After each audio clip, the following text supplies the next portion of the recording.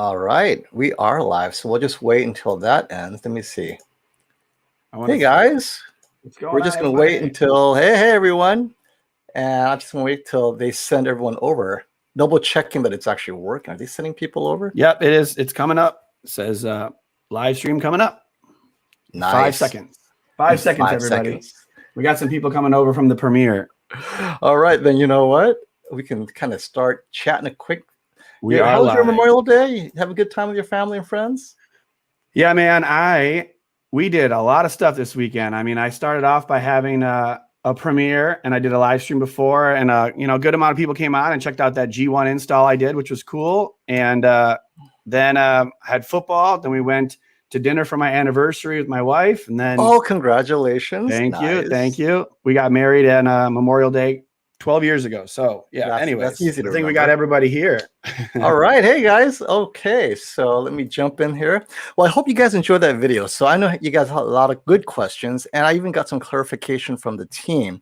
So just really quickly, because a lot of you were saying, hey, this is assuming Hollywood adopts this. Hey, well, there's a whole bunch of people coming. Hey, keep it classy. So just real quick, and if you guys miss what I'm saying now, just watch it later. Not a big problem. So TrueCut, I was really excited when I heard what they were doing. So they reached out to me and they said, hey, we noticed you shot this video way back when, but we want to let you know that this technology is has progressed a lot farther than you think, because the way I treated it when I first saw it, I thought it was at the video editing level, right? Post-production, you got yourself the film, and you're in post-production, and you want to make the motion better, you want to make it have a certain look. But apparently it's a complete end-to-end ecosystem from post-production all the way, and get this guys, all the way to the actual TV. So your TV has the ability to incorporate the TrueCut technology, just like your TV could incorporate HDR10 or Dolby Vision or HDR10 Plus. If it receives that TrueCut grade signal, it will then represent exactly the motion as the grader intended. And this circumvents the issues between the differences between the TVs, right? So let's say we have a 48-inch LG C1 and an 83-inch LG C1. Those two TVs the perception of motion is different on those two TVs. And the TrueCut format allows the TV to automatically scale that motion or adapt that motion to your TV size and brightness. So let's say you're watching Netflix in SDR, different motion, Netflix in HDR, different motion, and TrueCut makes sure that your TV adapts its motion processing to the content, whether it's Netflix, Amazon, Blu-ray, low bit, YouTube, it doesn't matter. So I think it's pretty cool. And here's what I've been told. First, they cannot share the names of the TV companies that already has tested it. They like it, but they're wondering, do consumers really want this? And I'm like, wait, are you kidding me? You've gone as far as to have these TV companies test. It goes, oh yeah, certain models that we already own technically are a firmware update away. And I was asking, what's the minimum required? It's 60 hertz native up to 120. Obviously, it looks better on 120 hertz native. And the processor should have enough horsepower to do the rest. So then the process of qualifying TVs to certify it for TrueCut right now, the last step is actually the streaming companies like Netflix, Amazon Prime, all those guys. They have to agree to include the TrueCut format, just like they include Dolby Vision, just like they include HDR.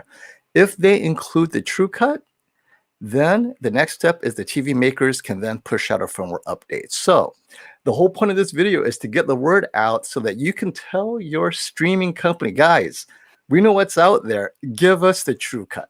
And that's kind of like where they are right now. They're trying to convince streaming companies, and we can't name names because everything is subject to negotiation, NDAs, whatever. But I'll tell you right now, it is so close. And I think we're on that last mile. We just need consumers to say motion counts, because I was quite surprised when the Pixelworks guys reached out to me like, hey, do consumers really care about motion? Because we're being told no one cares. Like, what? That's the one thing you guys haven't fixed, meaning the industry, right? They fixed everything. They made everything brighter. They added white color gamut, and they're just not doing motion well. And he's like, well, get the word out. If you guys care about motion, let people know. whoever it is, streaming companies, Apple TV Plus, Disney Plus, you all want better motion. If this technology is out there, let's turn it on. So that was kind of like the purpose of the video, is to get the word out, because I didn't realize how close they were. I just thought they were at the pre-production level, right? Just where the studio would be using it. But at this point, it's progressed pretty far. So let's see what kind of questions we got here about that. But yeah, thanks a lot, guys, for watching that. So let me scroll down real quick. Definitely an interesting video for sure. I thought it was cool. It's just like, it's crazy to always see like the different companies out there doing their thing. Like, you know, I watch a lot of videos. It's like, I didn't even know that they were doing this kind of stuff. It's awesome. Hey, buddy love. And this is exactly what I'm talking about. Does the production company's intervention to adopt this? So here's the thing. The studios are already using TrueCut to fix a few things. And the reason why they're doing it now is, if you look in Asia, they have those giant LED displays from Sony and Samsung, right? The $1 million displays. They're LEDs. They're super bright. They're amazing. But guess what? They are stuttering, juddering nightmares. They have to use TrueCut. So it's in use right now at the super large, multi-million dollar theaters in Asia. And the studios need to use TrueCut to make sure end to end, when they distribute it to these super large LED theaters, if the theater if the theater display has the TrueCut algorithm format decoder, yeah, it's smooth. But without it, it's a juddering mess. And some of you have shared that with me. Hey, I have an LED theater, but it looks terrible because it hasn't adopted the TrueCut format, but the ones in Asia has. So to answer your question, buddy love, the answer is yes. The production companies are using its tool set in their post-production already. And the TV makers are already kind of qualifying it. It's the last mile is really the Netflix of the world, the streaming companies of the world, whoever they are. I don't know who TrueCut has actually spoke to, and they can't share it anyway. But the reality is we are so close to this last mile. So I'm pretty excited. And I think maybe in 2 or 3 years, we're finally going to get the kind of motion that we're seeing. Well, what we see with HDR 5 years later, I really believe we're going to see with motion a lot less, because it requires less processing to map motion properly than to map 4,000 nits of HDR into 800 that the TV is capable of. So that's something for you guys to think about. And hey, John, so unfortunately, no demos can be shared right now. And so this is what, let me throw this in. This is an excellent question, John. They do have demos out there, and they're trying to get permission to share the demos with me. Unfortunately, the demos using real TV or movie content is like locked down. It's only for internal use for testing. So I can't even access demos with real movie content. They have their own demos that they've shot, but I'm like, you know, I want to see, I'm asking them, try to get approval to at least share something that we can play around with. And so that's what they're trying to do. Because I said, I can't get people excited unless there's something that they can try. At least share with me a TV model, right? Give me a TV model, like, I don't know, a Sony A9G or a Sony something or a Samsung something that people can play with. And so they're in the process of trying to get approval to do this stuff. But as you guys know, with these kind of cutting edge, the companies themselves working, they don't want anyone to know what they're working on. Else, if it doesn't work out, they get blamed, right? So I'm thinking like VRR and Sony, they kind of got too early on that, and they're being held accountable for that. So right now, a lot of these companies are gun shy about what they're working on, obviously. But I can say that it's very close, and I'm hoping to get some samples and maybe some TV models we can talk about. So we'll see.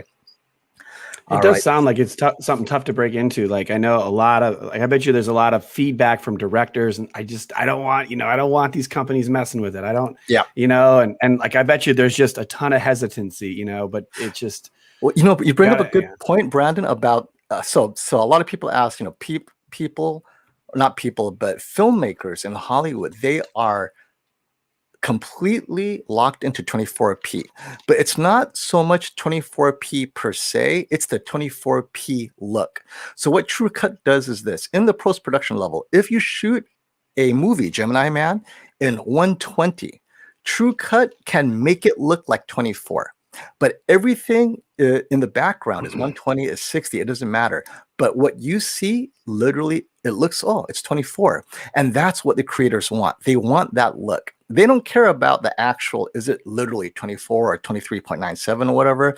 They need it to look 24, and that's where TrueCut comes in. If you're shooting 60, if you're shooting 120, it doesn't matter what your shutter speed is. You can then manipulate it to look however you want on the display side. And then that carries over to every display, just like HDR grading does. And I thought that was a huge win for us as consumers. And I think a huge win for the folks in the studio, because now it'll look consistent, whether it's in the movie theater or at home. That's exactly how it's going to look on every screen size. Hey, Aquaman, thanks for the super chat. For overall picture quality and motion in game mode, is the A90J the best gaming TV compared to LG OLED G1? In particular, is there better depth and color? So, two question. Motion in game mode, is the A90J better than LG? And then better depth and color. I think LG motion and game mode will be vastly more flexible on the G1, the A90J. The G1, you have so many options, right? 4K 120 plus VRR. Then you have more flexibility in Dolby Vision with gaming that Sony has yet to confirm. But Sony will have that Sony color that many people prefer. And some say that on the PS5, on the Sony, it looks better. We're just talking picture quality. I'm not talking motion. I think if you're concerned about motion, though, the LG G1 should be better for motion across the board for PC gaming and Series X gaming. But the PS5 looks good on both. So it really depends on your console and how serious you take gaming. What are your thoughts on that, Brian? What do you think about his comparison between the G1 A90J? I know you're kind of doing that, a little bit of that right now. What are you? Yeah, no, I mean, I think I'm making a video on these two TVs right now. It's finally long overdue. A90J versus G1. I got sidetracked on all the different OLEDs. It's a lot of work, but you know, I think I actually really like game mode on the LG TVs. I think it looks really good comparatively. Like when I compare these two brands on movies, I'm like, really, like, I love Dolby Vision and HDR on the Sonys, but when you play games, I think that's when LG really is like, wow, it looks rich. The color looks rich. Sometimes I feel like the Sonys they're a little bit like washed out, you know, it just have a little bit washed out look to them. And I tried in one video with the A80J and the C1 to reproduce that C1 look on the A80J, and I really had to lower the black level down to like 38 out of 100 instead of 50. So I was really tinkering with all the settings to try to get it to look similar. You know, I think Keep It Classy has these two TVs. It'd be interesting to see what he says about just the picture quality in game mode specifically too. But yeah, I think you're going to be fine either way. But with the gaming features, you probably for hardcore gamers, you got to go with probably the G1. Yeah. And well, speaking of Keep It Classy, I'll have him on this Saturday afternoon to talk about that as well, because I think him and Tech with KG will be on to talk gaming and settings and all that good stuff. But yeah, thanks for that question. And yes, Bill Hubbard, that's exactly right. It's not just VRR for games, HDR10 or Dolby Vision for HDR, and TrueCut for motion. That's exactly what the formats are about. And Nathan Whitmore, thank you for the super chat. So what is exactly reality creation and the function of it on the Sony A90J? I'm used to the Samsung settings. My last two were the Q9FN, great TV, and the Q90R. I have the Q90R. So I haven't played with reality creation. So honestly, I have left that off on the A9G as well. I don't like oversaturation, because these things to me feels like maybe it's adding either more sharpening or more saturation, but not having played with it, I couldn't tell you. Have you played with reality creation on your A90J, Brandon? I haven't really messed around with it enough to figure out if I like it one way or the other, to be honest. I really try to just minimize some of this stuff, you know? Yeah, agreed. Now, the one thing I did play on the Sony A90J is the dynamic contrast that they have, and it does make everything brighter for sure, but it does make it less accurate. It pumps the brightness across the board, although it maintains some of the brightness gradation better than last generation. It does make it brighter and almost QLED-like, but not as bright as QLED still. It also creates a bit of a noise too, so you got to mess around Yeah, with the noise settings too. So if you good have that point. auto contrast on, then you got to mess around with the noise a little bit, which I like because I like that. I really like to get that punch out of the image too, so I like using that auto contrast as well. Yep, agreed. And I wanted to jump into this real quick. This was inspired by Keep It Classy Tech. Thanks, Keep It Classy, for the suggestion. So if you guys recognize this, this is from Army of the Dead. Exactly that scene that he talked about, I think at the 43-minute, 20-second mark around there, or 43-minute, 10 seconds, right? So what happens is I did test this scene. I have to tell you, I had so much trouble getting the Sony A90J to look good because I'm used to certain settings off of the Blu-ray disc, but on this, it was difficult. So let me tell you what I did to get it to look judder-free, stutter-free, smooth. So on the Sony A90J, I had to set Cinemotion to high and motion flow to high. I tried every combination. I tried Cinemotion off, motion flow off, horrible. I tried Cinemotion on low, motion flow off, horrible. I tried Cinemotion on high, motion flow off, horrible. I tried motion flow on high, Cinemotion off, horrible. I mean, eventually I got to this, right? And this gets me to the same look as Samsung Q90A on Judder Reduction 8. Now, here's where I have to say the Samsung Q90A is much easier.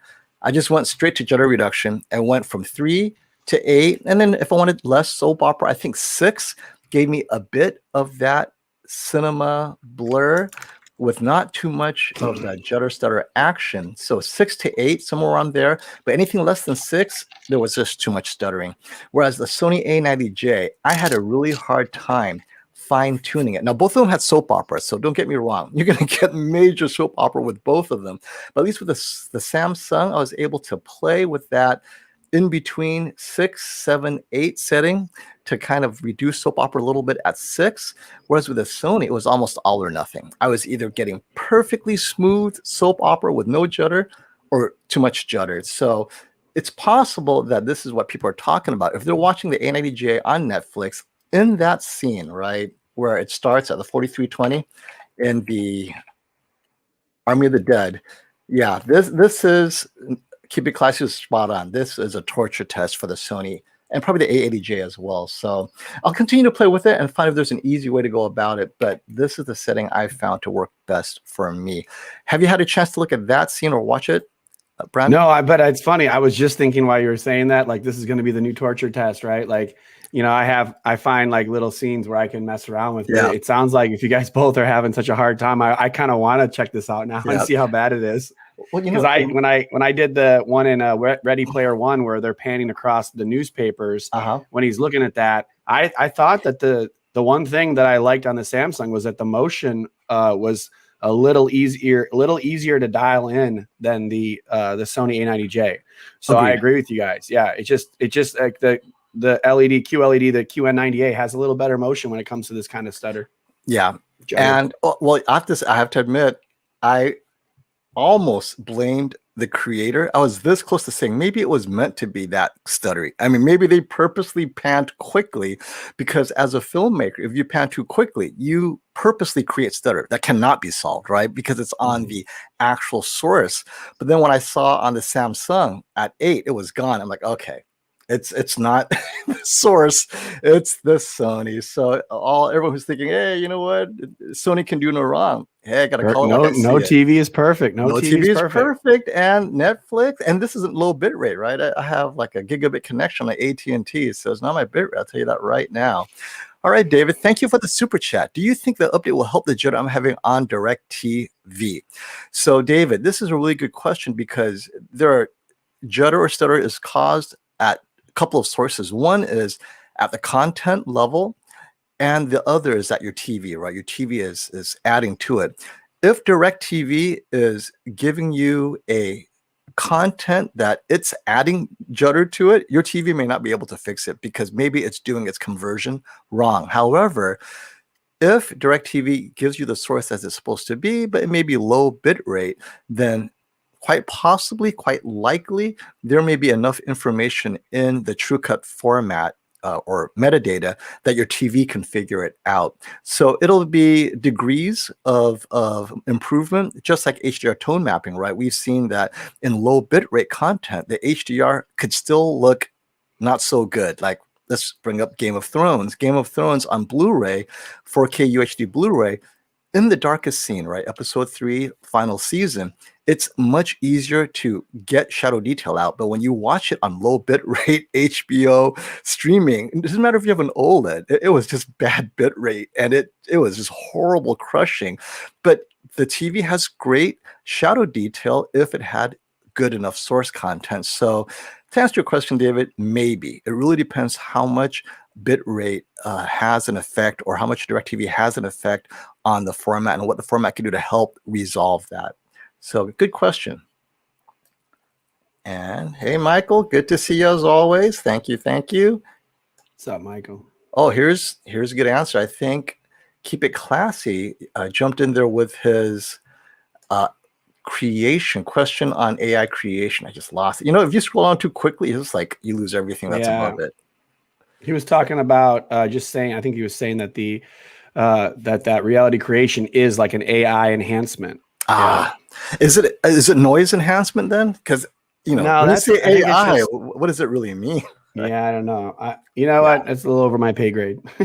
You know, sometimes their creative marketing team, just tell me what it really is, right? All right, guys. Yeah. And definitely one of those proprietary methods, proprietary things that they're trying to and this is get why, a leg up. You bring up such a good point, Brandon. The reason why they don't standardize these terms is they want to be special, right? Well, he has anti-jitter, but we have reality creation. Does that sound better than anti-jitter? Just like the Evo panel too, you know. Now we've been talking about the Evo panel for 4 months, you know. Exactly. What is it? Evo. Yeah, what is it? Hey, Steven, thanks for the super chat. I'm thinking of getting an A90J soon. Do you recommend playing any special break-in the TV in the first 100 hours? You know, this is a great question. I'm going to defer this to Brian Whisper Status. He has actual break-in content list that he shares. I'll have to ask him for that. So I don't break in my TVs. I hate to say that. This is I'm the lazy guy. I paid Value Electronics. Thank you, Robert, at Value Electronics. I pay him to break it in because he also calibrates my TVs before he ships it to me. So before you calibrate an OLED, you have to break in for at least 100 hours, right? So he spends the week breaking it in. So he has his own special content. And then after that, he calibrates it. So the answer is, I tried breaking in my Vizio, and this is where I learned Vizio has bad image retention. I ran He-Man off of YouTube 24/7, and He-Man was from a TV show in the 80s, and it had the wrong, I guess, the screen size. It didn't fill up the screen. And so I had He-Man burned into my Vizio for, it's not burned. It was like image retention into my TV. Like, oh my God, it's like He-Man. So I had to run other shows that filled up the whole screen. I go, okay, that's it. I'm not going to break in my own TV anymore because, you know, I never did it before, right? So yes, Stephen, definitely I suggest finding people who've done it before. There is break-in content. It's just, I don't know. So, you know, you can also just you could let YouTube videos run 10 hours at a time. I mean, I just leave my TVs on it overnight, you know, until I just put it on, leave it on, wake up, it's still on. I have, you know, the Spectrum app that just keeps playing. Every once in a while it turns off, but who cares if it turns off? Just try to get as many hours as you can, you know? Yeah, agree. Hey, Rick, this is a very good question, and I wanted to answer this. Hey, FOMO, do you think Sony will formally adopt HGIG? If you've noticed, Rick, Sony is not doing a good job adopting any format because it's hard. And for whatever reason, if they're struggling with VRR, and remember, they struggled with Dolby Vision for years. They insisted on using player-led Dolby Vision. Only this year did they go with TV-led and finally got it right. Their Dolby Vision has been dim and dark for the longest time. Then their Netflix calibrated continues to be dim and dark. So when it comes to Sony and adopting new formats they don't have full control over, they don't like it. They don't do it very well. And I'd say don't hold your breath. So yeah, sorry about that. Hey, Cyber GT, thanks for the super chat. Sony has Master Series Panasonic Certified Hollywood Pro Will TrueCut just be another label, or will consumers even know when TrueCut is enabled? So the answer is they will treat TrueCut very much like they treat Dolby Vision or HDR10, right? A lot of TVs will flash up there, hey, it's HDR10, or hey, it's Dolby Vision. And so, yes, if it is certified properly, the TV will have those identifiers and flags so you know that TrueCut is enabled. And that's what they're working on now. Now, of course, we cannot share what TV makers they're working with. Well, I don't know. So they couldn't share it with me. However, rest assured that this is where they're going. They are definitely making it a standard very similar to what you see with Dolby Vision, HDR10, those kind of things that you see on the box and on the Blu-ray disc itself. They should be on there. So that way you know, hey, the content has TrueCut, my TV has TrueCut, it's a match. And you can enable it or not enable it possibly, or will it be kind of like the tone mapping where you can have it off, or, you know, different kinds? And this is the art. I don't know when we have them on.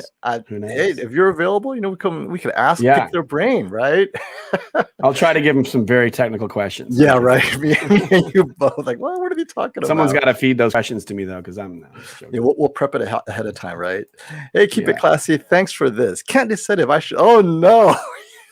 Should I keep the 77A80J with the Best Buy warranty or return it and get the 83-inch C1? So he messaged me about this. So he just texted me about this, and I told him the prices we can get the C1 for. So he has a discount on the C1 when it's available. Maybe we should open this up to to some of the other viewers here and let them answer. Should Keep It Classy keep that 77-inch A80J with a warranty, or should he go for the gold? Because he makes videos, so this is something that his viewers might want to, should he go for the big boy 83-inch C1 with no warranty and risk it? Or, I mean, because LG, it's going to have a normal 1-year warranty or whatever from LG. Yes, and Keep It Classy, Cecil, as a creator here, you also could test the limits of what LG will do for you too.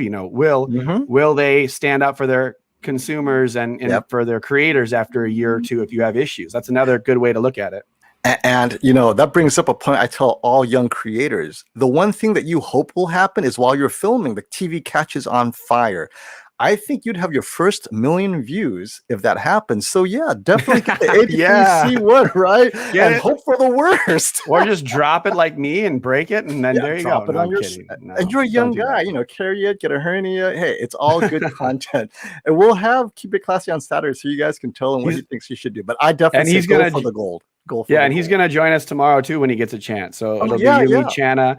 So I'm going to so I guess we're going to be starting a stream about right now, talking about some of the same stuff we've been talking about, answering questions on my channel, and he's going to join us when he can, and Chana's going to be there, and FOMO. So it'll be good time tomorrow. Yeah. Hey, and I want to address this. This is such a great comment. Hey, thanks. It's links. So much BS. The brightness of the old and new panels differ almost nothing. You're absolutely right. And as an extreme, if you watch our earlier live stream, the LG C10 is technically not that much dimmer than the new A90J. It's how they treat the brightness that's different, right? So Sony does a better job of mapping that brightness across its entire scene in Mad Max. And the C10 is brute force, right? It's either super bright or super dim, but it doesn't give you that fine tuning. So you're absolutely right. You're not paying for brightness on the A90J, folks, or the A80J. You're paying for it as the look. Hey, how come it looks better on the Sony? It doesn't look better because it's brighter necessarily, because you'll see the measures, right? It's almost indistinguishable if you look at the straight measure, but it looks different because the way Sony does it, they may add more contrast in certain areas than others, right? That's the difference. You're paying for a difference in processing. So yeah, that's a very good point. Don't look at the straight up brightness when it comes to OLED or any TV, because it's how they treat it. And the Q90A versus the U8G is also another example of that. Yeah, good point. All right, JMac, thanks for the super chat. Would TrueCut fix OLED Judder? Yes, it would. As a matter of fact, TrueCut loves OLED. So we answer that. Want to upgrade my TV's OLED from plasma, but concerned about motion for hockey. So JMac, I don't know when TrueCut will be coming out and which TVs are subject to the firmware update, right? So that the firmware update, they can't share what TVs they've already tested it with, but I can tell you that they're working hard, and OLED is definitely on their list of TVs to qualify. So whether it's an LCD TV or an OLED, if it's a digital panel, then with 60 hertz or 120, then yeah, you're going to benefit from that. Just varying degrees of benefit, that's all. All right. Hey, Greg, thank you for the super chat. Question, if the Sony is better in picture and the LG better for gaming, which one has the bigger lead? Sony's picture quality over LG or LG's gaming over Sony? I love these questions because it makes it sound like it's night and day. The reality is, as reviewers, we talk about this all the time. If we didn't have the TVs next to each other and we're shooting a video and then slowing it down in post, we have a hard time seeing the differences. And we've seen so many of these scenes, we can see the differences pretty quickly. The reality is LG has more gaming features that work. That's important.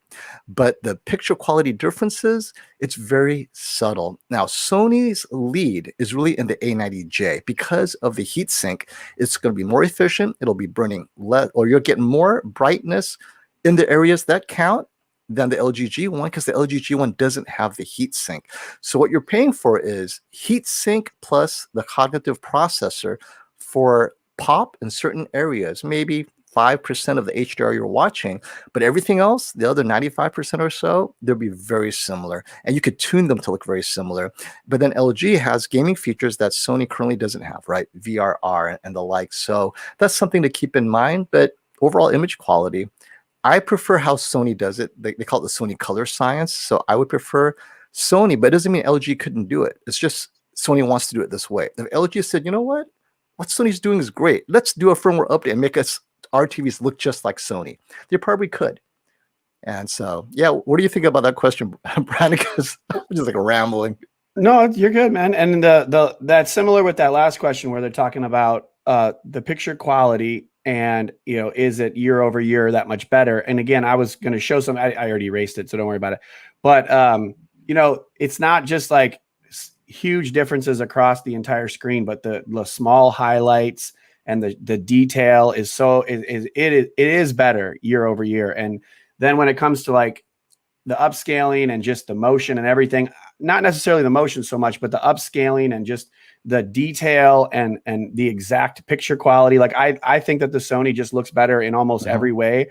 But again, when it comes to gaming, it's just really hard to overlook all the different features that the LG TVs have, and they look really good in game mode and just really rich and colorful. And it's the same with like when you get like animated movies too. They just have, I like the way that they look too. So gaming, again, it's hard to go against the LGs.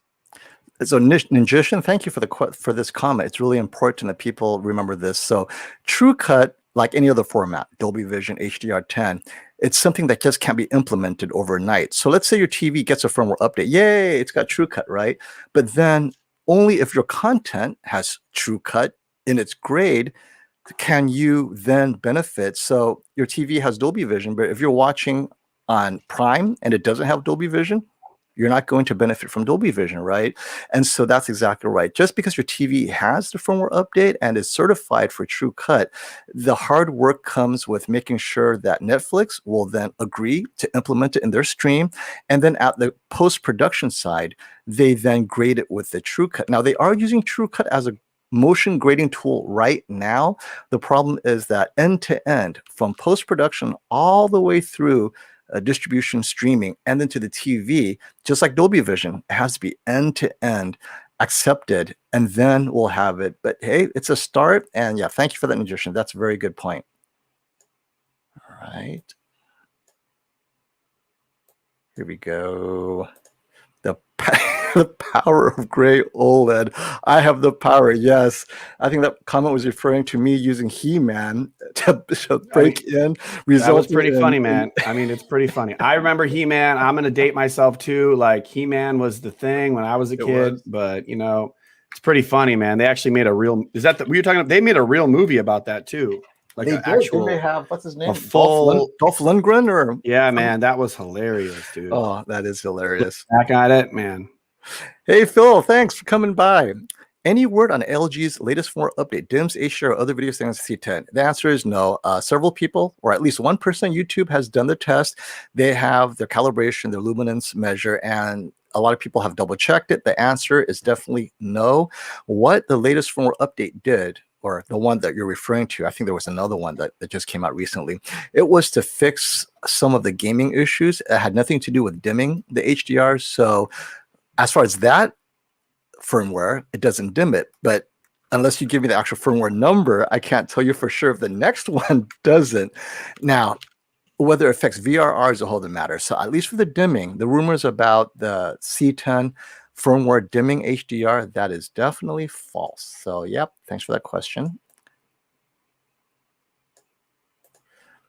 Hockey looks fine with lots of soap opera, and I think I prefer sports with soap opera personally because, right, I want clear emotion. I want to see where the ball is everywhere.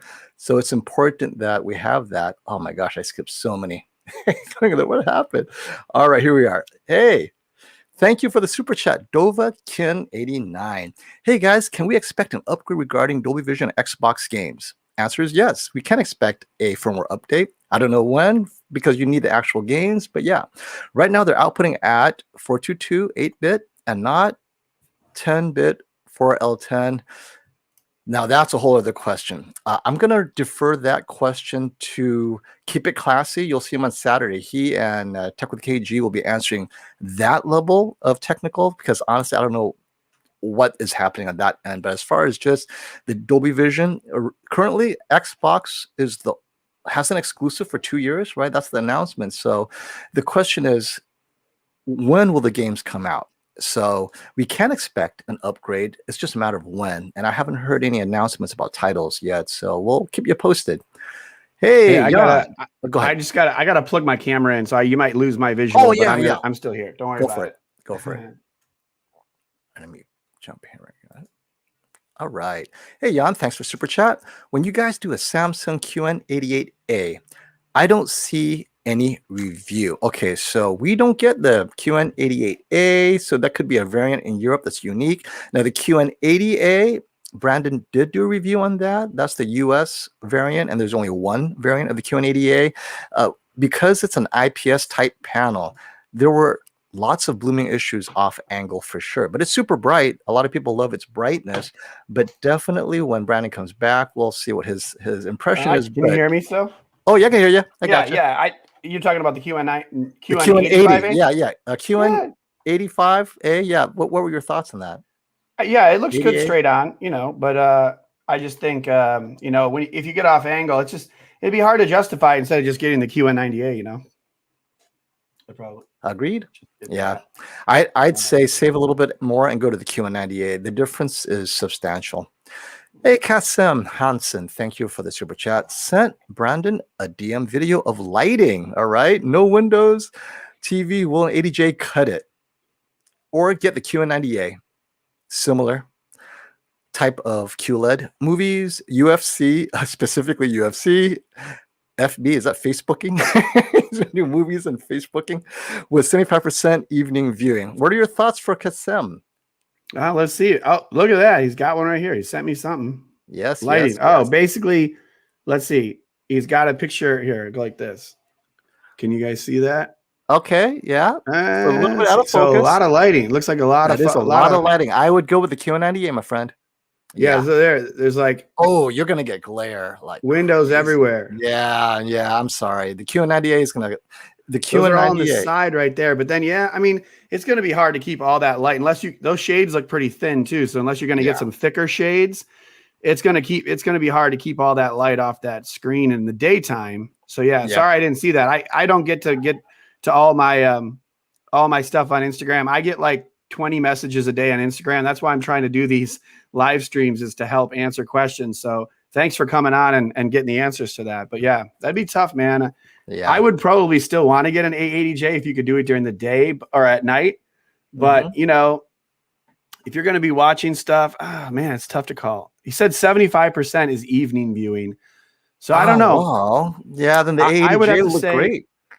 If you can do it mostly at night, you're going to get probably some glare on your body. I did a video with the A80J versus A90J and A80J versus C1 where I showed the reflection of the the matte finish on the 65 and 55 inch. A80J, I guess the 77 inch has a more glossy finish to it that knocks it down pretty good. But in either instance, they have a little bit more reflection and a little bit less brightness than the QN90A or like the Hisense U8G. So, but I mean, for me, I would probably still try to make the OLED work for me. Yeah. That's how I am. And I would probably eventually get thicker blinds or something, you know, if it bothers you during the day. But for the most part, they're pretty bright TVs. The OLEDs are getting brighter, you know. Yeah. So for this one, the 75% evening viewing, assuming you don't have the crazy lights that we talked about, A80J will definitely cut it. But then the 25%, man, you're going to hate it. I might go with the QN90A in this one only because the 25% quality of life might be too much for me. These are really tough problems. That's well, hey, this is a related question. I think this one's even tougher here. Jason, thank you for the super chat. Looking at a 75-inch TV for a bright room, SDR, HDR hockey, right? Specifically hockey. Does the 950H get bright enough, or should I blow my money on the QN98? Oh, that's $1,000 more. Yeah, the OLED. First of all, SDR is just not get bright enough for you on the OLED. Like SDR and hockey is just not a good match. So the question is 950H or the QN90A 3300. I say wait for Black Friday. It will drop below 3,000. I don't know about how much, but then that's a lot of money. The 950H is really good. I think the $2,000 950H could get bright enough. Yeah, I mean, the budgets are so far apart. If you could, I'd say for the QN90A only because its contrast is so good and its motion now is, I'd say, better than 950H just because it's so easy to set that motion, and its anti-glare is better than the 950H in a bright room. But $1,000, save up, but otherwise 950H is good. Yeah. What do you think, Brandon? I think, like, just looking at these and then listening to you, you know, $1,300 difference. I know, it hurts. That X950H is on sale right now. So 75-inch TV for $2,000. That's the flagship Sony for $2,000 for a 75-inch TV. I didn't even know it was that low. Yeah. I would actually recommend a lot of people to go get that TV if you're looking for a good a QLED right now. You know, it doesn't have HDMI 2.1. It does have eARC. It does have, you know, so you got 4K 60, you got Dolby Vision, all that stuff.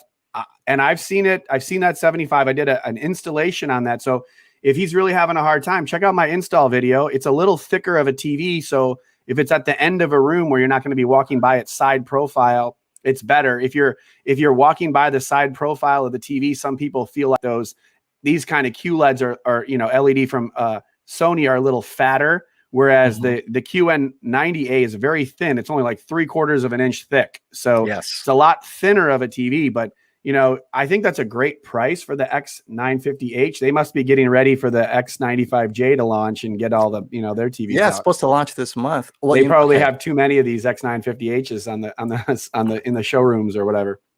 And Jason, something to remember: the X950H is not a flagship TV. Although it's Sony's best 4K LCD TV, it was intended to compete with the Q90T, Q80T level, not the Q90R or the Q9FN or the QN90A. So that's why the price difference. So you're comparing what is like a high mid-tier TV with Samsung's best flagship. So that's a little bit unfair to the Sony. And that's why I have a problem recommending it over, because one is a true flagship and the other one isn't. So yeah, if you're paying $3,300, it's because you've upgraded to an entire tier higher. I guess a better comparison would be the Q90T. Now, 75-inch Q90T, it's not 2,000. I think it's what, 2,800? I don't check. I can find it for you right now. Yeah, I'll check it out. The better comparison is the Q90T versus the X950H. They have similar number of dimming zones, right? Although the Q90T doesn't bloom as bad. The 950H, because you're in a bright room, that's not really relevant. But the 90T does get super bright, brighter than 950H. So, but the motion 950H is a touch better. Yeah, what you got? 2,800 for the 2,800 for Q90T, and you know, those TVs are about to be out of stock too. Like the 55 and the 65-inch Q90Ts are only open box only, and the 75 they still have for 2,800. But in my opinion, I wouldn't even buy the Q90T right now because of its kind of had you know, still has some blooming, and then it also still has a lot of dirty screen. I know I've looked at a couple of them, and they're not very clean screens. That I thought the Sony looked better in that respect. I think the anti-glare is good. I do agree with you. It has less dimming zones, so it's, you know, better for bright rooms, but it's pretty bright TV overall, I feel. Right. Yeah, no, agreed. Now 50H is a great TV. Absolutely. And it's just for your use case, you know, what is your use case? And the price, I think at 2000, it's a better deal than 90T. I take it over the 90T. But you're right though. It isn't top. Cause I mean, if it's competing with that Hisense H9G of last year and it was marginally the same, basically the same, it's not at the same level as a QN90A. You're right. Hey, Mike Carter, thank you for the super chat. What are the drawbacks to gaming in a non-game mode? I prefer picture quality over lag, but is there an increased risk of burn-in? So the answer is no. As far as OLEDs are concerned, whether you game in game mode or non-game mode, choose one that you can live with. You like the picture quality better. You're right, there's a little bit more lag. If you don't notice the lag, play in any mode you want. The difference is really the latency and maybe some of the responsiveness and VRR, right? So in LG, maybe game mode has the VRR and in some modes they don't. It's just something that I think you could activate in all of it, but it does affect the picture quality a little bit. So something to keep in mind, like on the Samsung, the game mode is definitely different than their non-game mode, and same with the U8G. But the only drawback, I think, is performance ultimately. But if you don't notice it, go for it. How about you? Have you gamed in either one? Do you care? Absolutely. I game in non-game mode all the time. I don't really care. It doesn't matter to me. Like, I'm just having fun. We're just messing around with games. We don't get serious. Yeah. Hey, Ninjician, this is a good point. TrueCut doesn't have much of an online presence. You know, I was telling them the same thing. I go, guys, you're not active. No one even knows if you're a real company. This sounds like more of an idea rather than an actual solution, but seems far off. So this is something they need to overcome. So just an FYI, TrueCut has actually been providing processing solutions for all of the smaller devices, mobile devices. So if you have a 144 hertz smartphone, tablet, whatever, they've been providing the graphical power at that level for years now, and they've already figured out how to do it for TVs. But unlike on a mobile device, which is a bit easier just to carry off at the hardware level, at the TV level, like you said, you need the cooperation of everyone end to end before it happens. And so TrueCut is definitely embedded. If you look deep into their site, they have a suite of post-production tools that is in use in Hollywood. But yeah, so here's an FYI for all of you. I'm going to be bringing on the TrueCut's Pixelworks team to answer these questions, because I think it's important to build confidence in the viewers. Like, hey, you know, this is the first time they heard you. Like they were saying, wait, we went on YouTube. How come you're the only one talking about them on YouTube? I was like, yeah, you know, that's kind of suspicious, right? So I told them, you guys got to come on a live stream and kind of meet the people, talk to the people who will be buying the TVs. If you want to get them excited, they need to know you, right? So yeah, when I bring them on, you know, we'll bring them all on.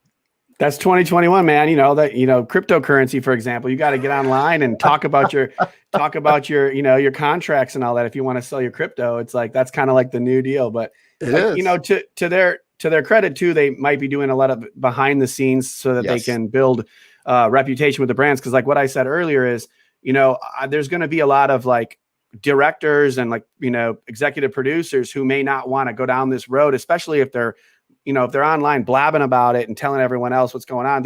So I think that there's both sides of that coin. You know, you might just want to, it may be time to like break out of that like quiet mode where you're like, okay, we already do it for these devices. Now let's get it. So maybe you're starting a revolution here, FOMO. Yeah, well, that's what I'm thinking. Is you saw on the live on the interview, they had their global head of marketing and and go, okay, guys, this is it. This is your job to shine now, right? Yeah, you're gonna get 20,000 people that love 20 or 50,000 people that love TVs are gonna watch this. That's a pretty good start. Yep. Hey, people are excited. Hey, I'm excited, right? So hopefully my excitement isn't misplaced.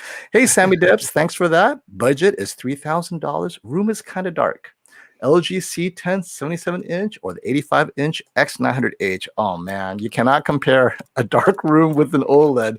The OLED, even though it's a C10, will be a much better performing TV. The 85-inch is nice and large, but if in a dark room, that OLED's going to look so good. I can't go with the size on this one. I'm going to have to recommend the LG C10 77-inch. And if it was a C9, I'd go with it. If it was a C8, I'd still go with that. What do you think?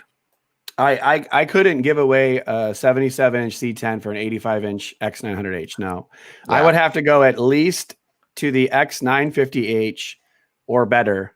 So it would have to be the one that has the anti-reflective coating that's better. It would have to be brighter, which is the X950H. That would be bare minimum. And I've even compared these two in the same size, give or take.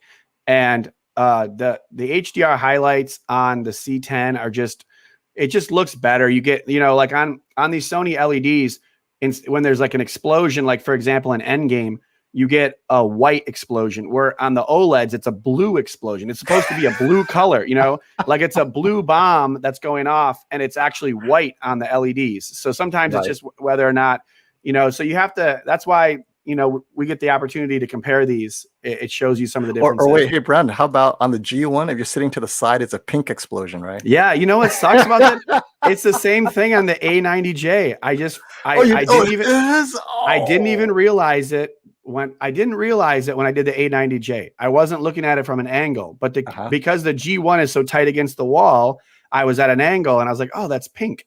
Now I went back and I was like in my room checking out the A90J at an angle, and it's pink as well. It has that pink tint to stuff. Yeah. Hey, I am sure you get this question all the time because you're the guy you then install. Hey, SWA99, thanks for that. Have the 77-inch A80J coming. How high or low should I mount having the Geek Squad coming? So depends on how high your chair is for sure. But let me know your thoughts on this. I have my thoughts, but what do you think? Well, Sway, also, it matters like what's underneath it and what's on the walls. You don't want to, a lot of people make this big mistake of putting their TV like a foot below the ceiling. And it's just like so high, a lot of people will do that, and they'll have like 3 feet underneath the TV until their entertainment center. For me, I just make it an easy, simple rule. Whatever's underneath it, I make it about 6 to 12 inches above that is the bottom of the TV. That's it. And then the top of the TV, I try not to go over 6 or 6.5 feet. If there's nothing under the TV, then put it, just above eye level as far as the center of the screen. So I'll go like, if you're sitting, let's say 3.5 feet, your body is 3.5 feet eye level, then I'll put the top at like 5.5 feet, the bottom at that, 3 feet or so, whatever. But it just depends. Just don't mount it too high. You don't want to be looking up.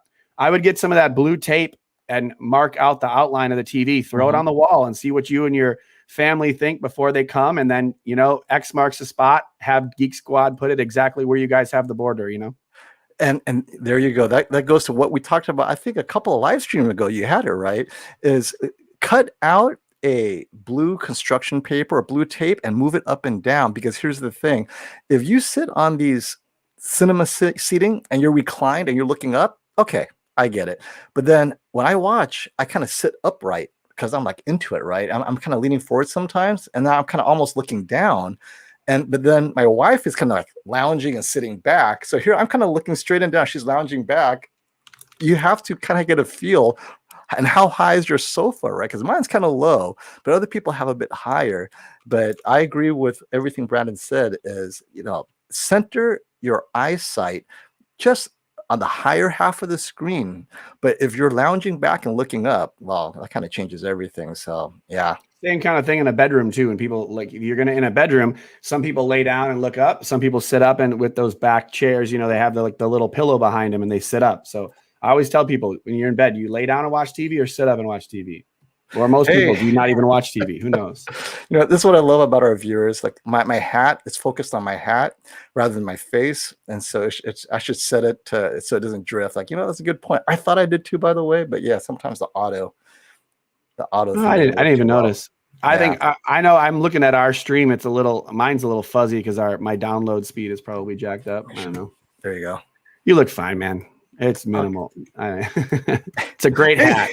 It's summer. The pattern is so smart that the camera's like, I gotta just focus on that. I gotta focus on that, right?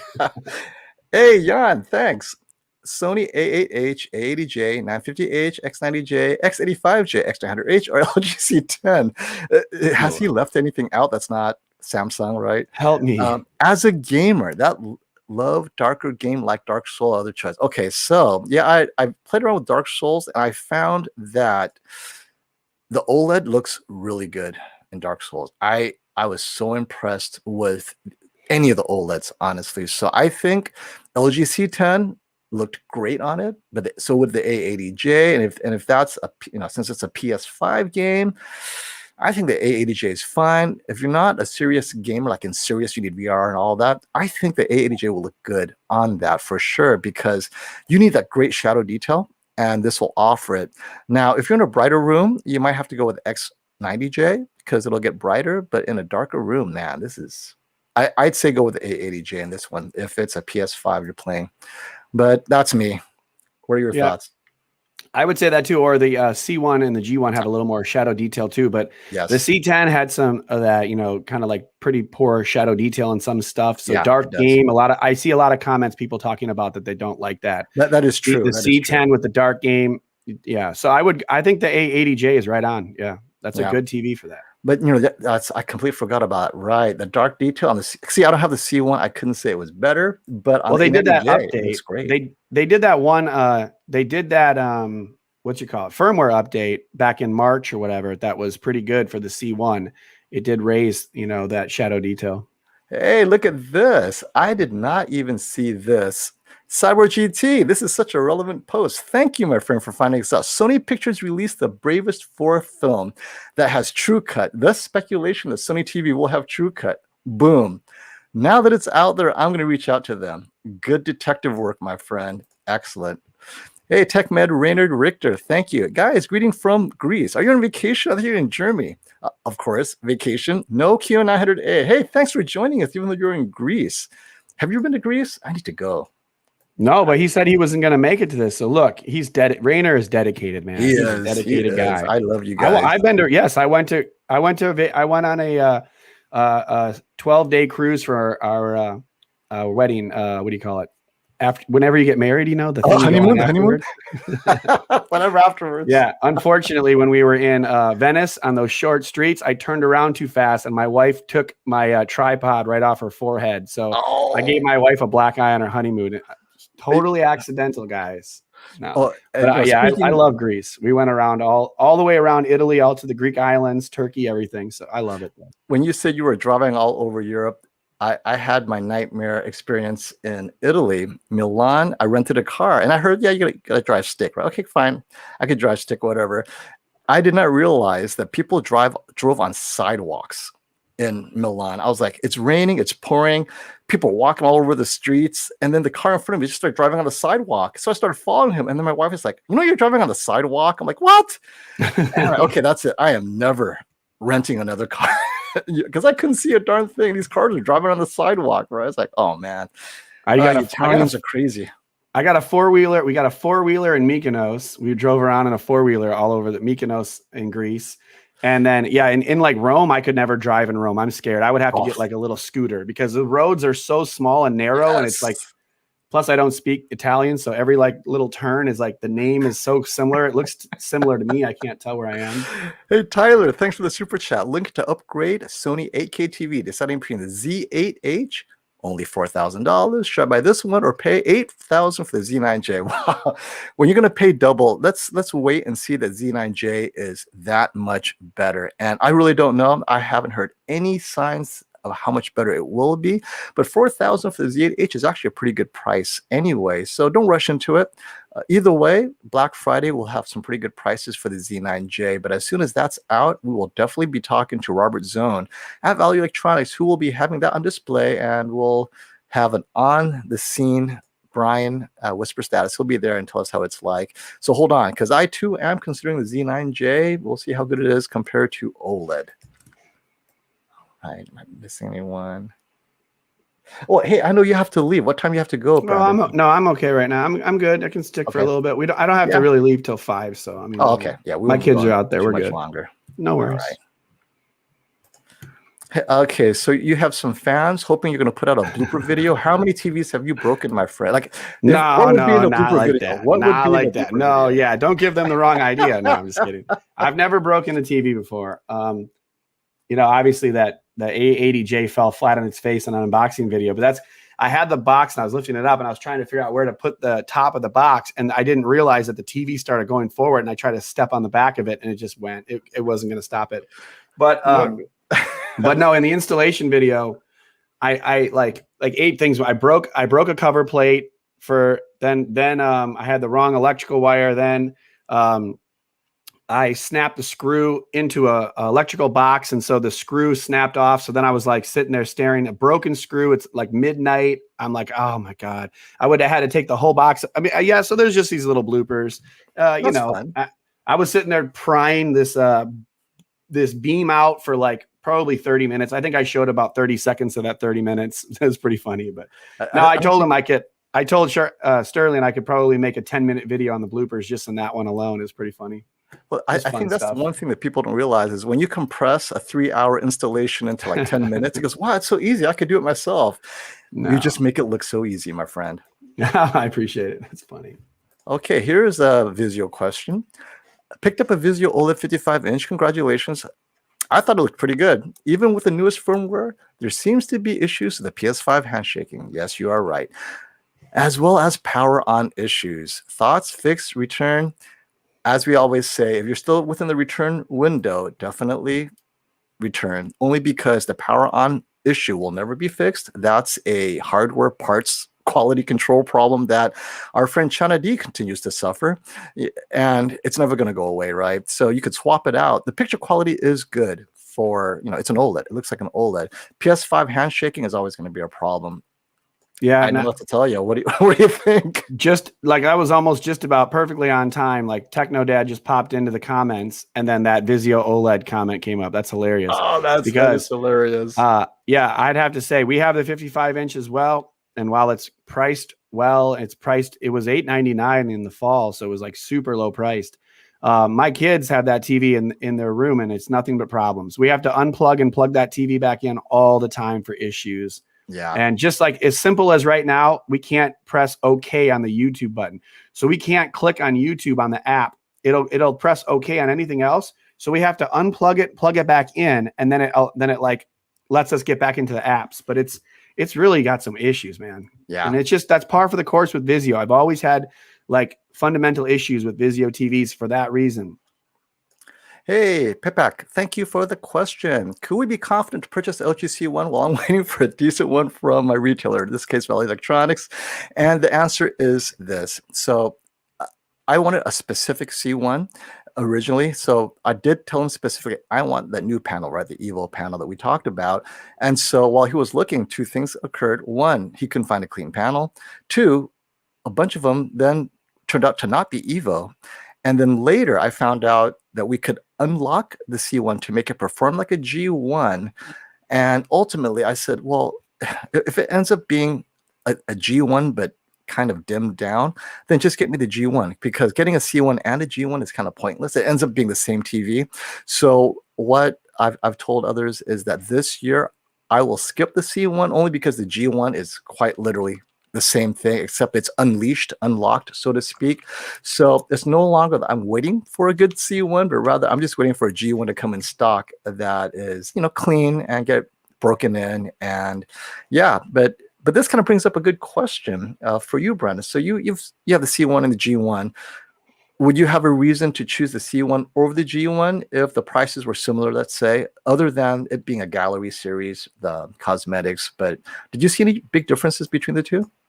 I'm not a big believer in the G1. Like I just don't find it very, you know, I didn't find it much different than the C1. It doesn't have like the very like potent specular highlights like the A90J has over the A80J. Mm-hmm. It just looks very similar. And then to what you're saying, like for example, Magician AV just got the C1 and he has the non-Evo panel, no pink tint from the side. I think his looked clean, got a clean panel, no grid-like pattern. Even if you get that, you know, kind of like grid-like pattern, you can utilize the, you know, kind of the screen refresh or the pixel refresh.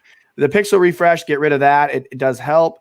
And I just felt when I looked at the C1 G1 and I had the older panel, it was just as bright to me. It looked very good. And then when you got off angle, it didn't change to that pinker color, the pink color. So I really like the C1. I think it's a great TV. And I think anyone that is looking to get the best gaming TV, just go get the C1. It has the nice pedestal stand in the middle. You don't have to worry about putting feet on the end or putting it on the wall. If you're getting on the wall, the G1 still looks great on the wall too, even if you don't use their, gallery designed mount, because I don't think that mount is very good. But there's a lot of reasons to get a C1. Don't get that wrong. And I think you mentioned something that people may miss. You have the non-Evo panel C1, and you prefer that to the actual Evo panel G1 because effectively it's that pink tint that's not on your C1 that's on the G1, right? Yeah, and these are just little things, but like when I'm walking from one side of the room to the other, it goes pink to normal color to kind of greenish to kind of back to pink as you walk by it. So, I don't love that on these new ones. Now, with my A90J, I'm pretty much watching it straight on from the bed, so I don't notice it as much, but it's just little things I'm talking about. But for the most part, the C1, C10 last year, best gaming TV of the year, probably. C1, for the most part, is going to be your best gaming TV of the year again for 90% of the people, because the G1 is just got that whole, like, you got to hang it on the wall or get feet kind of situation. So it isn't as practical. Maybe some gamers will deal with those problems to get the G1, but I'd say just get the C1, Yep. Agreed. Yeah, that's a great point of view, man. I love taking Techno Dad's comments out of context. I see him commenting. I'm like, and I see this, right? Was it snapping screws? You're crazy. I'm like, what is he talking about? And then it's like, oh, I'm having margaritas, right? All right. Yeah. Let's have a snapping party. Screws, I think, was talking about my video where I snapped the screw off in the what do you call it? The bloopers. Yeah. Hey, Sonny, no, not all the C1s have the new panel. The bigger ones, the bigger sizes, 77-inch, 83-inch, appears to all have the new panel. But the 55 and 65 is definitely a mixed bag. And it's not limited to Europe having the old panel, but the US are also getting a mixture of both. Like Valley Electronics, their last batch were all old panels. Now, again, it doesn't mean it's bad. A lot of people prefer it. So it's just that the new one can get a touch brighter because it's different chemistry, slightly higher efficiency, but all the C1s have been calibrated out the factory to look identical, with the exception of the pink tint. That one they cannot calibrate away, right? So thank you, Trevor, for the super chat. What about the A80, A90 raised blacks and dark scene compared to C1, G1? I think he's referring to the HD TV test. And Sony's processor possibly enhancing details against creators' intent. Does that make the LG better for dark games and content? Thank you for packing it in. This is such a good question. So the first part, raised black and dark scenes. If you guys haven't seen it, Vincent To in HD TV test, in his comparison, he specifically noticed that it looks like the Sony OLED, the A90J, had a bit more crushed blacks and near black.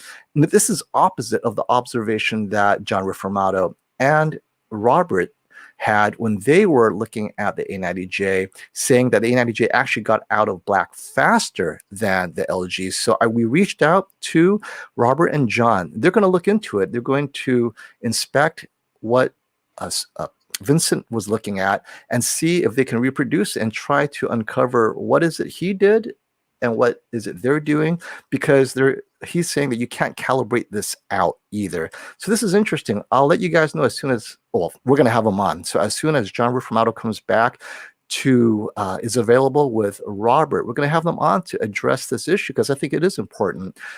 It's these minor details that people who are watching dark movies or playing dark games, like you said, Brandon, it might be important for them to know what is the difference when it comes to these dark scenes, because a lot of people are concerned after Vincent said that he noticed the more black crushing. So next is Sony's processor possibly enhancing details across creators' intent. I saw that, and I have to say it's not like crazy like the Samsung. The older Samsungs really pushed it. What I think Sony did is they definitely raised contrast in certain scenes. And I saw in Mad Max, it's not unpleasant, but the question is, what would the creators say? I liked it. I think you like it too, Brandon. I'm not complaining, but maybe the creator, like Tom Cruise, might not be so happy. What do you think? I think both of these are, they're valid questions, and I think they're both easy to overcome or, can deal with, because, the A80J, A90J, you have a bunch of different settings you can mess with. So maybe from the technical standpoint that Vincent's talking about, he sees what he sees and he's good at what he does. So I'm not going to knock that at all. But I'm just saying, like, you can mess around with gamma settings. You can do tone mapping preferred. You got all these different things that you can do to enhance or reduce shadow detail. And it's there's a pretty wide margin of where you can go with that. So we always talk about like, getting it calibrated and setting it for your reference level, all that. But then again, for the most part, an end user buying these TVs, you have all kinds of options to mess around with. So you can do whatever you want. I found that there was more detail in Sony than the LG. I had all 4 TVs up against each other. I had them in what was the settings that most people recommend.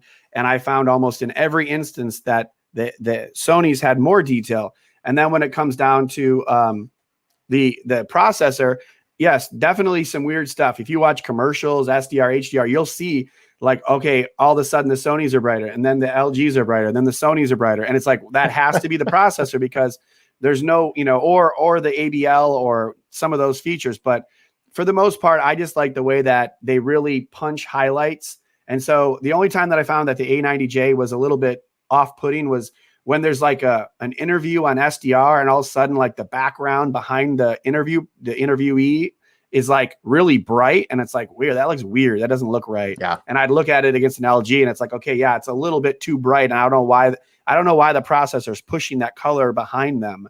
But for the most part, I like the Sony. I think it looks pretty good. Yep.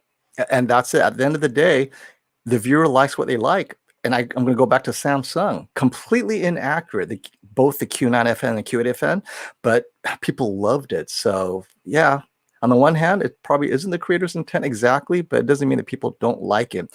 And keep it classy. Thanks for that comment. We're going to address this when you come on Saturday, because I think a lot of people is going to ask you, hey, have you uncovered the differences between the A90J with that shadow detail black crushing mentioned on HDTV test versus the C1?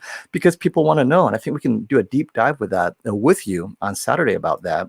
Hey, Sonny, follow up. Hey, so asking all of us, does the A80J use the Evo panel waiting for delivery 77-inch?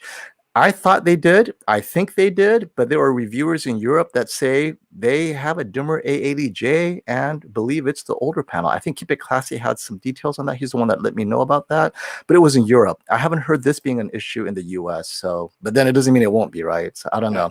If you're go ahead. My test case is just like, look at it from an angle. If there's a pink tint, it's the new one, man. Like, yes. Not very technical, but me and Magician were looking at those, and it's like 3 of them had a pink tint and the C1 didn't. And I'm like, I'm pretty sure that is an older panel because it's not pink, And he mentioned in his comment that he got his was manufactured in Korea. So, he's not getting it at the Chinese manufacturing plant that is now having some of those newer panels, right? And yeah, I mean, there are claims that the spider web effect is coming from the Chinese panel or the Chinese factory, right? So yeah, a lot of moving parts here, some causing the spider web grid effect, some causing the pink tint. And what I heard, I think it was from Keep It Classy, is on the newer chemistry, they pushed the red subpixel a bit much. They're having a hard time managing that. And that push is resulting in the pink tint. I'm sure they'll figure it out, hopefully, on the C1 generation, but yeah. Hey, Jason, thanks for another super chat. Is 65-inch G1 worth the extra $700 over the G10? Mainly HDR darkroom. Best Buy won't price match Prime Day. What? Hey, thank you for that. I didn't know that. So G1, extra $700 over the G10. $700, a lot of money, my friend. If you're not a gamer, I don't think it's important. The reason I say that is just gaming updates are so frequent, and LG is known not to support their older models as they age out. And when I say older, let's say 3 years old, right? So at some point, your G10 will be 3 years old, but your G1 will only be 2 years old. So the G1 will get more support than the G10 at that point. So if you are a serious gamer, I go with the G1 just for that. But if it's just movies and streaming, I'd save the money and go with the $700 savings on the G10. Especially if you're in a dark room, you don't have to worry about any minimal increases in brightness. What do you think, Brandon? Yeah, I would agree with you. I would say, man, $700 for a 65-inch TV, that difference in price, it's tough, huge, man. Like, it's a lot of money. Also, I would ask Jason, are you definitely needing that like gallery design? Did you watch my video? Are you totally stoked on like, putting the wires behind the wall and all that crap that I did? Not to discourage people from getting it. It's a cool looking TV, but just double check that I think maybe he commented that he's even more stoked to get it. I know a couple people were like watching my video and they're like, now I want to get it even more. So cool. But just, make sure you know what you're getting into with that. And I'm a fan of HBO Max. Now I get it as part of my AT&T package, but I didn't know that LG doesn't have HBO Max. So shame, especially because WebOS 6 is supposed to be awesome. That kind of sucks to get a Roku stick just to get HBO Max. But then, a lot of people don't need it. Do you watch HBO Max? Yeah, I love HBO Max. We have Apple TV 4K, which has it too. And I take one of those Apple TV 4Ks and I just put a piece of tape on it and stick it to the back of the OLED panel above the, where it's like thinner. So it's easy to put up there and boom, never have to mess with it. But I use that to stay uniform across all my devices. We have Apple TV on every TV just because I don't like to mess around with the native apps on any of them. Agreed. Hey, good night, Richter, and enjoy Greece. Be safe. We'll always love having you. Here we have Sterling with a very relevant comment. Amazon bought MGM Studios. Does this make a difference on Prime or new movies? So here's the thing. What if they added HDR10 Plus on everything they bought? Now, I'm not saying they will, but this is what I'm talking about. Amazon is uniquely HDR10 Plus for whatever reason, right? Maybe Samsung will cut a deal with them, and then this is one way for Samsung to spread the HDR10 Plus love. But other than that, I think Amazon, Netflix, Disney, they're cornering the market on content. Now, Warner Brothers recently merged with Discovery, but the next step is for a major streamer to absorb them. Now, who is it? I don't know, but it's consolidation. And I think it's not healthy for the industry only because it limits our choices, and I don't see prices going down as a result of the consolidation either. So you have any thoughts on this merger? I'm down on Amazon Prime. They need to get Dolby. They need to get more movies and Dolby Vision. Even they're just in HD. Some of them, no Dolby Atmos. Prime's got to get it together, man. That's one of the reasons why I like HBO Max is because between HBO Max, or really, I rent all my movies on Vudu. Now I have a problem, FOMO, because my wife falls asleep. So we can never get a movie watched in 24 hours. So Vudu only gives you 24 hours to watch it. Prime gives you 2 days. So if I have to make a decision on wanting my wife to watch the movie with me, then I have to watch it on Prime, which means I don't get Atmos and I normally don't get Dolby Vision. If I'm going to just say, screw it, we're watching this movie tonight or else, then I get it on Vudu. Then I don't have to deal with it, or I'll just buy the movie because they're getting cheap, Right. I think this is crazy because you would think that, hey, what's up? It's a new TV, right? Why would they ban him for encouraging people to get a new TV? I don't know. Sometimes they ban you for self-promotion. Maybe I don't know. They have Reddit has weird rules. I got banned on the 4K TV blog because someone asked a question about like a TV and I just linked one of my videos and I had no clue that you couldn't do self-promotion. And I didn't care. I mean, I post a video on YouTube and it gets 40,000 views in the first 2 days. So why would I care if I put it on Reddit for 500 people to look at? I was doing it to help them. But then the guy and I got in an argument. Oh, we don't like you YouTubers and guys that know things about TVs. We don't want you on the Reddit. So yeah, it's weird how they do that. Yeah. The Reddit guys get a little ego. I think so. I think we're going to do a quick streaming theme. So Keep It Classy has not been impressed with the new Apple TV 4K. I think I'll be getting it eventually, but he thought the Fire Stick did better. And then Duck saying, the 4K Roku, you got to go for Ultra for Dolby Vision. Agreed. So this is the thing that a lot of people don't realize. There's so much confusion in the streaming device market. You got so many options, and their difference in price, like $10 or $15. It's not like you're saving a lot of money, but if you choose the wrong one, you may not get Dolby Vision, right? Wait, it says 4K. How come there's no Dolby Vision? You think it's your TV, it's your stick. You think it's the content, maybe it's your TV, or it's actually the content that's not even offered in Dolby Vision.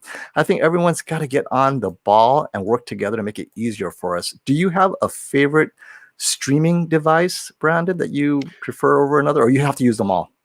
No, for the most part, I like the Apple TV 4K. It has pretty much everything, and I'm not an Apple fan. I don't have any Apple products, so I don't have an iPhone or anything. But I had a Roku Streaming Stick Plus, and I had and that's true. You can use like apps like Spectrum app and things like that. You used to be able to, anyways. Now they don't offer that any longer. But the problem with that is I believe that the Roku remote, it really craps out fast, and the OS is kind of basic. So it's very much for like non-tech savvy people. It doesn't have any apps integrated on their home screen. So Amazon, the Amazon Prime one, or the Amazon stick, has all the content like spread across their platform, which is nice. And then the Apple TV is very like, cutouts of each app, but it's just faster. It's better quality in my opinion, but I'm interested to hear Keep It Classy Tech on that. It would be tough for me to want an Amazon stick over an Apple TV 4K unless the Apple TV 4K is performing bad, but I understand, Have you tried playing with the NVIDIA Shield? I hear a lot of good comments. I have not. I need to get it. I need to get one. Yeah. And I don't do APKs, not because I don't believe in them or anything like that. It's so much trouble. If it's not going to be offered, but you're right, APK is always an option since it is an Android based TV. So this is a good comment about TrueCut I want to address. So it seems like forcing 24p without pan shot stuttering using virtual frames, but I can't understand why the movies need to support it to work. Can't they implement it into filmmaker mode? And that's the problem. It's how it was shot and graded, all that stuff. It's always done with the big screen in mind. And the big screen, we're talking movie theaters, real giant movie theaters, right? They have a certain light output, and that light output is optimized by the mastering team. They're so used to mastering for the theater. And then that's one team. And then you have the digital team that's mastering for a specific TV. Well, that specific TV happens to be a small 30-inch super high quality monitor, right? And this doesn't represent all the TVs that are out there, especially now that the 65-inch is the new standard. And the filmmaker wants that 24p blur. They don't care how we do it. They just need to have it as the end product. The problem is there hasn't been a technology that consistently delivers that. So they just default to just use 24p straight up. When in reality, you could shoot in 60p, but then have software make it look 24. But having shot in 60 or 30, it makes it easy to translate across all streams and devices to the end user, including digital cinemas, right? But yeah, it's an end-to-end solution that needs to have a workflow that works for the filmmaker and the post-production team, all the way down to the actual TVs themselves. But the virtual frames is the solution that hopefully bridges what the filmmaker wants you to see to the actual existing technology without literally using 24p. And that's the issue, is they're literally using 24p, which is not the solution. They should use whatever is easiest and then use software to make it look 24p. And I think that's what TrueCut is doing. So hopefully that kind of addressed that comment. Hey, Jason, yet another super chat. Thank you, buddy. Loved G1 install video, Brandon. Wife demands gallery look in the bedroom. I'm sure we all understand that. Those of us with a significant other. Geek Squad doing the install. Prime Day members only. So no match. Okay, so this I think we need to address the Prime Day members only, no match, B&B. So did you know that Best Buy doesn't match on Prime Day? Because Amazon, I guess when they run a promotion, it's unique to Amazon. So Best Buy is not going to follow them on Prime Day. They did last year. I mean, last year they did. I think they did last year. I remember that. Because it was like close to Black Friday. So I think Best Buy didn't want to miss out on those deals right around, because I believe it was in like October, wasn't it? Prime Day? Yes, last year. And normally it's in the summer. Yeah, but last year was in October. And then a month later, we're on Black Friday. Yeah, so they were matching last year. I mean, you can probably continue to talk to Best Buy about matching. I mean, if they don't want to do it, then buy it from, or say if your reason is to get their warranty, then do that. But, you can return TVs on Amazon too. So if you get that deal, but what he's saying is that needing that look, I don't know. I still might go for the G1 just because it's the new TV. Maybe that, maybe they have more firmware updates to get it brighter and brighter as the year goes on. But I think also if you're going to have Best Buy do that, make sure they have, a plan for where they're going to run your cords. You need a recessed power outlet. They can't put a fat power outlet behind it. You're not going to get that gallery look. So make sure you communicate with them. Agreed. Hey, thank you, Trevor, for this question. Brandon, didn't you mention in your A80J versus C1 video, there were raised blacks in game mode on the Sony, and your tinkering couldn't do much to fix it? Do you remember that? What do you think? Yeah. So, and he was talking about it having more of the lack of shadow detail, and I was having the opposite. So I was having, when I had the C1 next to the A80J, I couldn't get I couldn't crush the detail in the A80J. You know, like I couldn't. It was all. It looked so good. I mean, and some people mentioned in my video in the comments that they liked the way that it had so much detail. So for me, I just no, for sure, I did. That's what I said, and I think you just have to. So that's why I was having a hard time with the fact that they're saying that there is loss of shadow detail in Vincent's video. It's like I had the opposite. So, and I was saying mess around with it. I couldn't get it to look as like creamy or as like rich as the C1. But overall, and then with the lack of gaming features, that's why I was saying go for the C1G1 for gaming. But I'm not a big gamer, and I just couldn't miss out on the A90J and probably the A80J for just really good HDR highlights. That's what I like the best out of the Sonys. And that's what I've been kind of deferring to as well, is that's what John Reformato and Robert Zone at Valley Electronics noticed as well, is that the Sony got out of blacks quicker than the LG, which is a little bit different than what Vincent was saying. So we'll see, you know. And no, Trevor, we don't think you're picking us, but thank you for asking for clarification, because I'm sure a lot of people have the same question. And this one is one that Technical Dad likes to tell people, everything is sold out. AVRs, you cannot get this year's AVRs even if you're lucky. So whether or not it goes on sale on Prime Day, even if you want to buy today, it depends on the model you want. It may not even be available. So yeah, if it goes on sale, jump on it. But even if you wanted to buy one now, I think Technical Dad was saying that it's not there, right? The inventory is really, really short on AVRs this year, probably because of the supply constraints.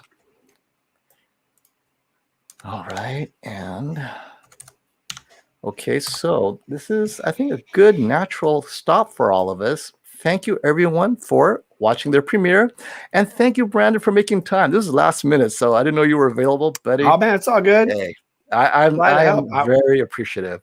I'm interested to see how you feel about this whole combo thing, because this is something I wanted to do. I can't do it for my A90J versus G1 video, but I'm sure I'll have videos coming up that I want to do this. And I did my live stream before, and then I was like, oh, now I can't answer questions after the video because I got to get to my kids' football game. So I kind of like the way we did this.